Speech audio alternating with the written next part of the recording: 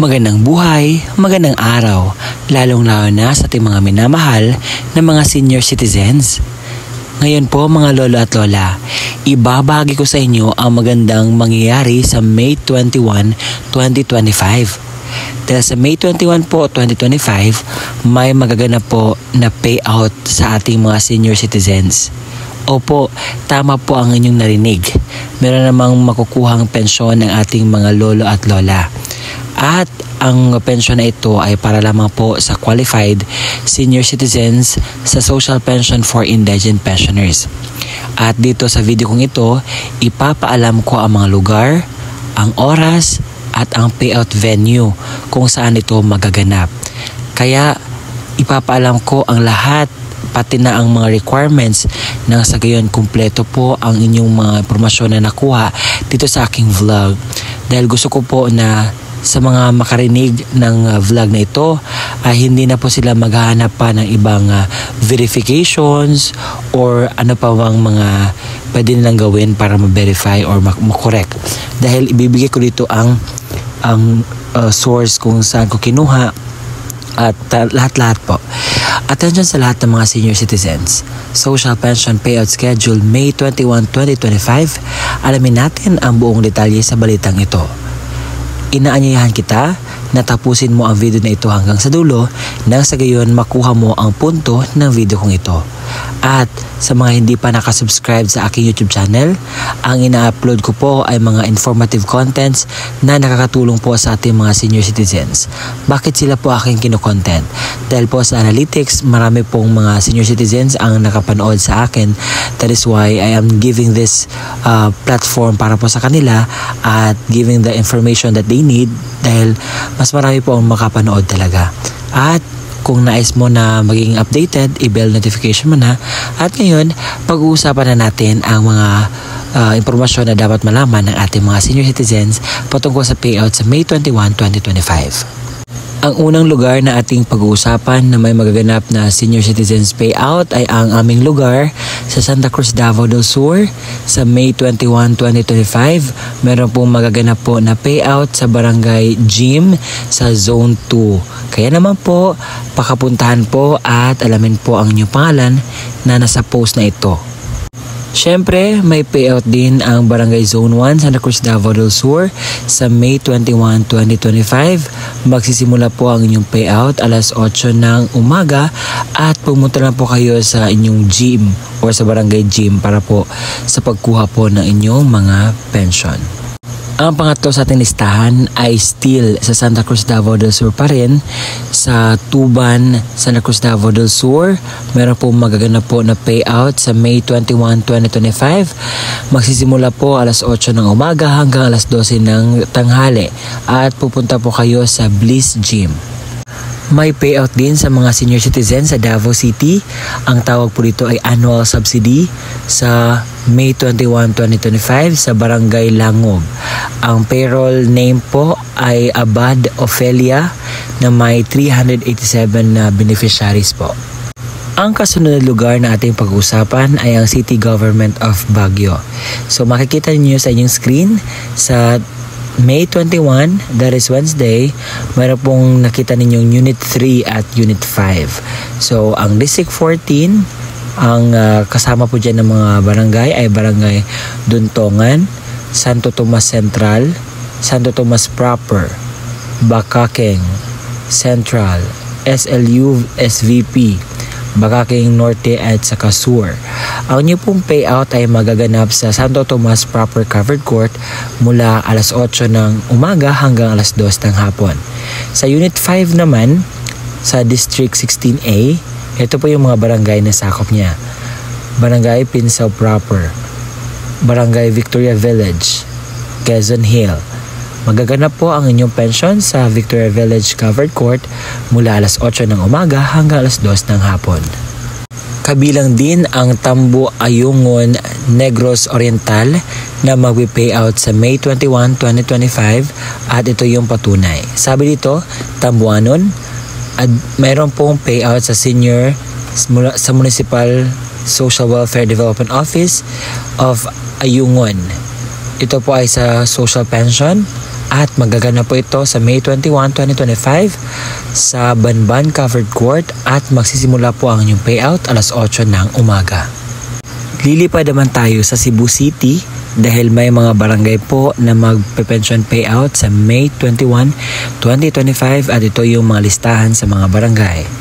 Ang barangay El Pardo, ang venue po ng inyong payout ay sa El Pardo Covered Court alas 9 hanggang alas 12 ng tanghali.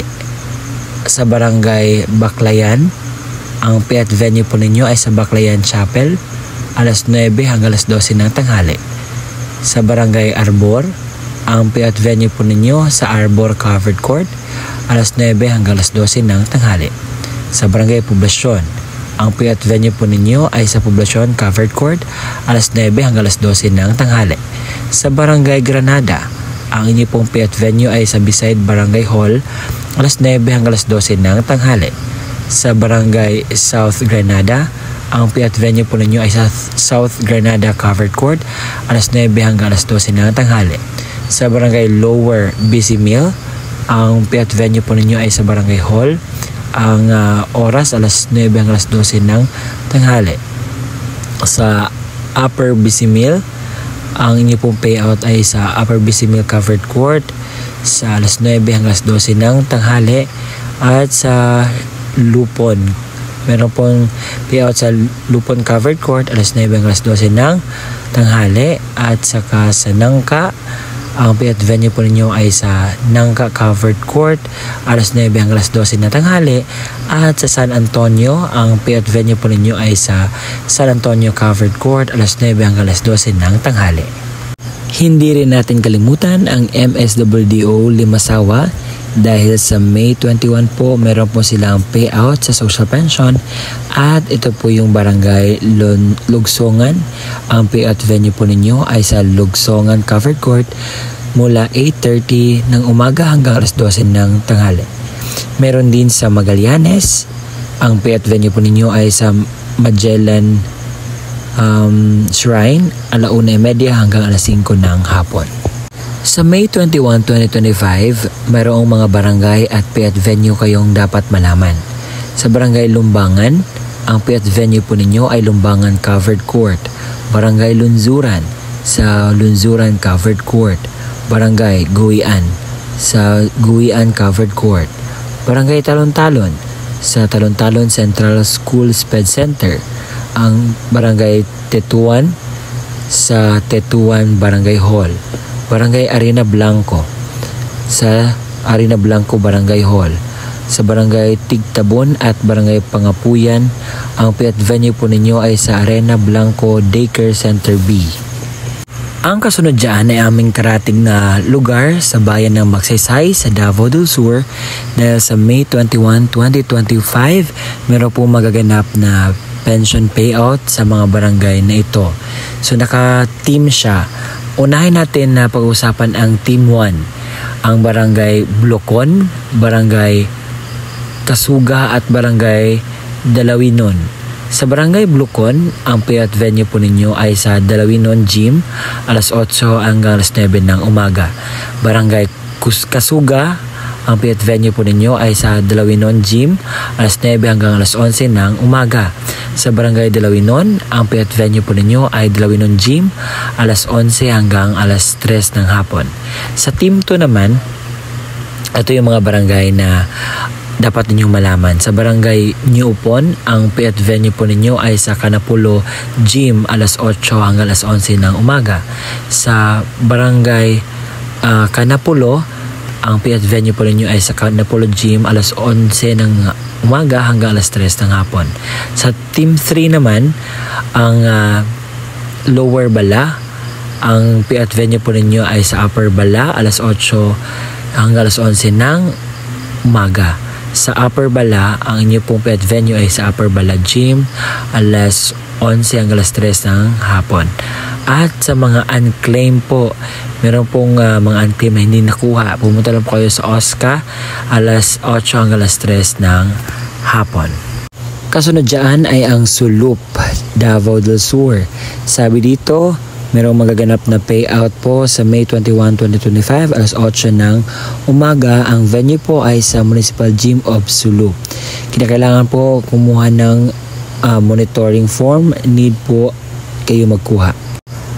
Sa Barangay Malapasan, meron pong magaganap na Senior Citizens Payout sa May 21, 2025. Ang venue po ninyo ay sa Martilo Covered Court alas 9 hanggang alas 10 ng umaga at magdala na po kayo ng baon na pang-lunch. Sa CSWDO ng Tanjay City, mayroon pong schedule sila sa Social Pension for Indigent Pensioners Payout sa May 21, 2025 at ito yung patunay. Sa Barangay Poblacion 8 at 9, Pulo, San Isidro, San Jose.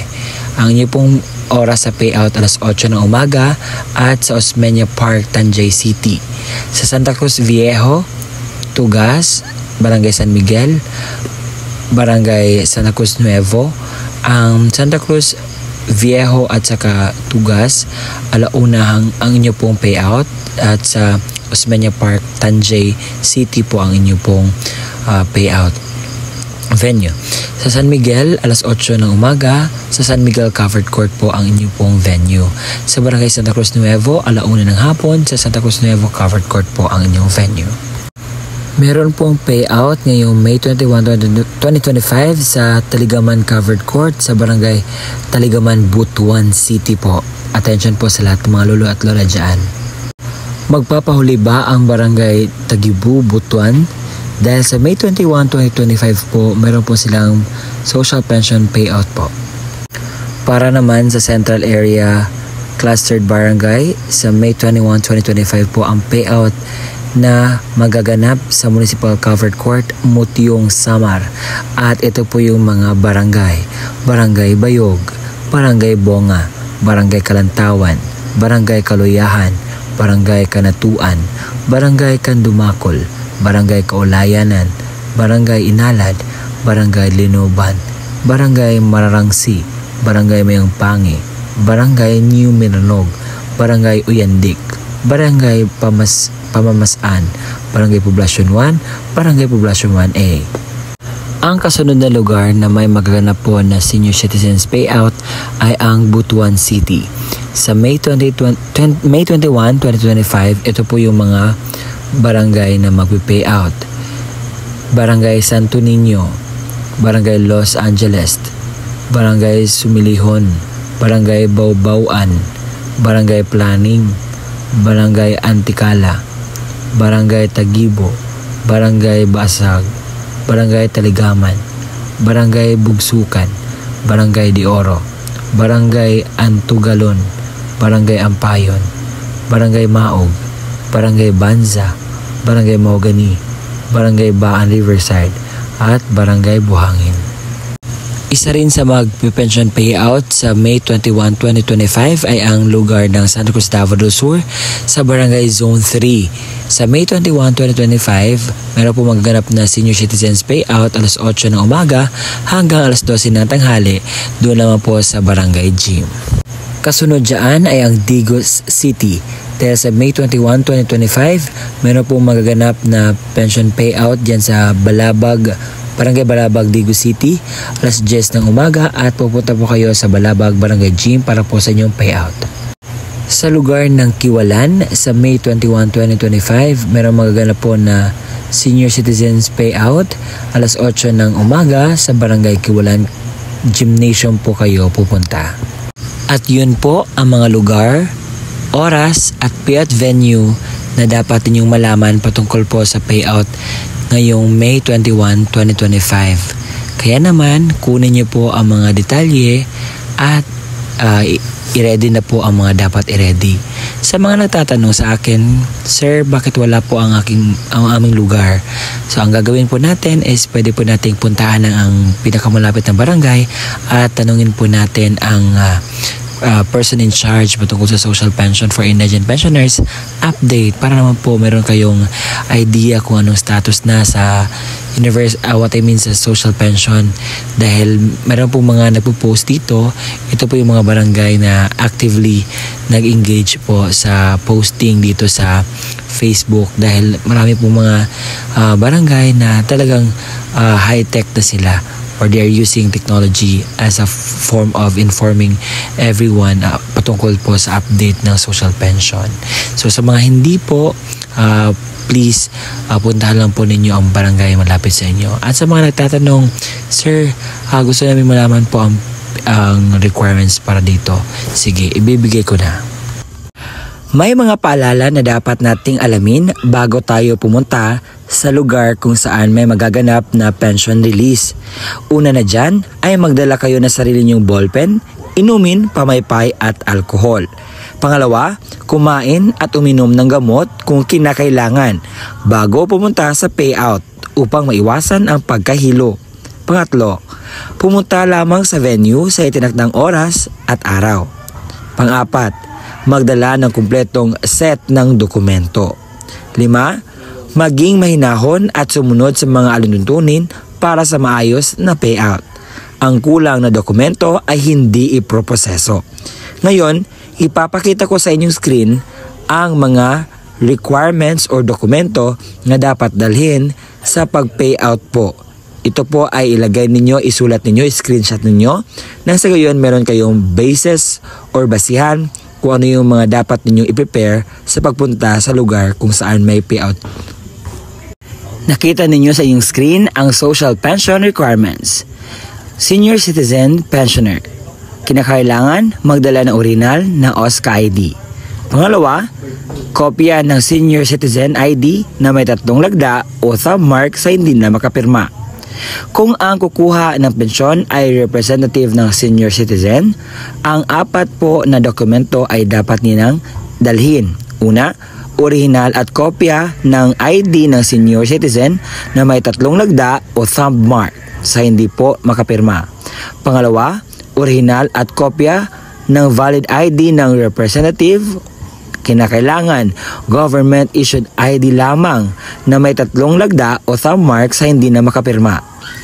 Pangatlo, sulat pahintulot or authorization letter mula sa senior na mayroong pirma, thumb mark at naayon sa format mula sa DSWD. Ang format na iyon ay makukuha po ninyo sa inyong barangay. Pang-4, kopya ng litrato ng senior citizen na kasama ang representative na may hawak na updated na newspaper. Kung ang kukuha naman ay representative ng namayapang senior, ito ang 3 dokumento na dapat ninyong i-ready.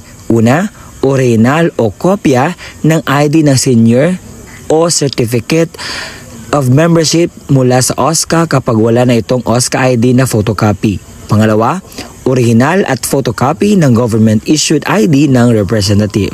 Pangatlo, original na kopya ng death certificate. Kinakailangan naka-certified true copy. Paunawa, ang mga namayapang pensioner ay makakatanggap lamang ng kanilang pensyon depende sa quarter kung kailan yumao alinsunod sa alintuntunin mula sa DSWD. 2 original na dokumento po ang dapat dadalhin. And congratulations sa mga lugar na na-mention ko na mapapayout bukas April 8, 2025. Hanggang dito lamang po, ako po si Ruel Mendoza Tanyo, ang inyong lingkod. Maraming salamat sa panonood at maraming salamat sa palagi ang pagsuporta ng aking journey dito sa YouTube. Bye-bye and see you again next time sa aking susunod na i-upload. Para maging updated ka, i-bell notification mo na. Bye-bye! At sa hindi pa nakasubscribe ng aking YouTube channel, huwag magdalawang isip na i-hit ang subscribe button para sa susunod na aking vlog ay mayroon ma-update sa iyo na notification patungkol sa mga bagong upload ko. Nasanay na ibigay ko ang lahat ng mga detalye na inyong kinakailangan at nakatulong ako sa inyo ngayong araw na ipahatid ang mga balita patungkol po sa benepisyo ng ating mga senior citizens. And kung nakatulong ako sa inyo, huwag niyong kalimutan na ma-click ang subscribe button dyan at ma-bell notification mo na para maging updated ka sa mga videos na i-upload ko pa dito sa aking YouTube channel. At araw-araw po akong nag-upload po ng contents patungkol po sa payout ng ating mga senior citizens, kaya stay tuned po kayo palagi. At kung may kakilala ka na hindi pa alam ang update patungkol sa social pension, pwede nyo pong i-share ang aking video sa kanila nang sa gayon they are knowledgeable enough so sa kanila pong benepisyo patungkol po sa binibigyan ng ating gobyerno. And salamat po sa walang sawang pagsusuporta sa akin sa pagpanood po ng aking mga vlogs at even pag-appreciate po. I am so grateful and happy po sa inyong ginagawang palagi ang pag-watch, pag-subscribe po.